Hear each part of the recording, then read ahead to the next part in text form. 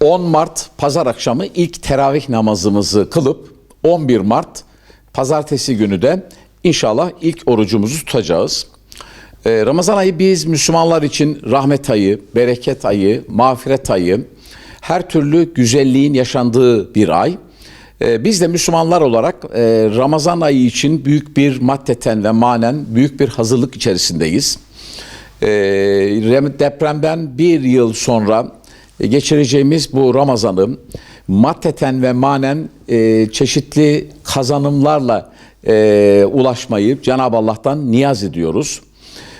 Ramazan ayı bereket ayı, mağfiret ayı, Ramazan ayı ibadet ayı, Kur'an ayı, oruç ayı. Bütün bunlarla birlikte aslında Ramazan ayı yardımlaşma ayı, dayanışma ayı, paylaşma ayı. Ramazan ayı Müslümanlar için bir anlamda hizmet içi eğitim ayıdır. Bir irade eğitimidir, sabır eğitimidir Ramazan ayı. Ramazan ayı bizim insanlığımızı bize hatırlatan, Müslümanlığımızı bize hatırlatan bir aydır. Ramazan ayı bir manada bizim yaratılış ayarlarımıza, fıtratımıza dönmemiz, yaratılış ayarlarımıza dönmemiz için bir fırsattır.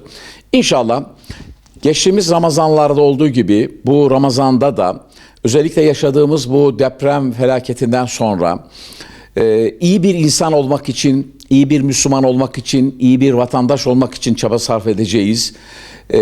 Bu Kur'an ayında Kur'an'ı daha iyi anlamaya gayret edeceğiz inşallah hep birlikte.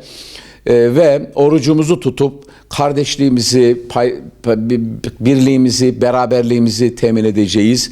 Birbirimize saralanacağız. Bu vesileyle biz de Adıyaman Müftülüğü olarak Ramazan ayı boyunca Emir Sultan Camimizin bahçesinde 1000 kişilik iftar yemeği vereceğiz Allah nasip ederse.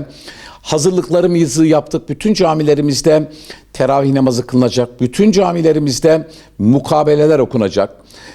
Özellikle Ramazan ayı münasebetiyle konteyner kentlerde, prefabrik kentlerde oluşturulan mescitlere yeni görevlendirmeler yaptık.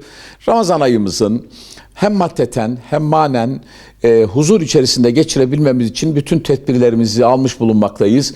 Şimdiden bu Ramazan'ın bütün Müslümanlar için, bizler için huzurlar getirmesini Cenab-ı Allah'tan niyaz ediyorum. Dünyanın muhtelif yerlerindeki zor durumda hayatını devam ettiren özellikle Gazze'de, Filistin'deki kardeşlerimize yardımlar diliyorum. Bu Ramazan ayını sadece ibadet değil, birbirimize yardımlaşmamız, dayanışmamız, fakirle zenginin buluşması, birbirimize kardeşliğimizi temin etmemiz için, paylaşmamız için, açlığımızı paylaşmamız, varlığımızı paylaşmamız, birliğimizi paylaşmamız, dirliğimizi paylaşmamız ve Ramazan ayını huzurla geçirdikten sonra hem iftar sofralarında hem de Ramazan ayının sonunda mükafatını Allah'tan hep birlikte bekleyeceğimiz bir ay olarak geçirmemizi ben Cenab-ı Allah'tan niyaz ediyorum. Şimdiden bu ayın hayırlar getirmesini Cenab-ı Allah'tan niyaz ediyorum. Sevgilerimi sunuyorum, saygılarımı sunuyorum efendim.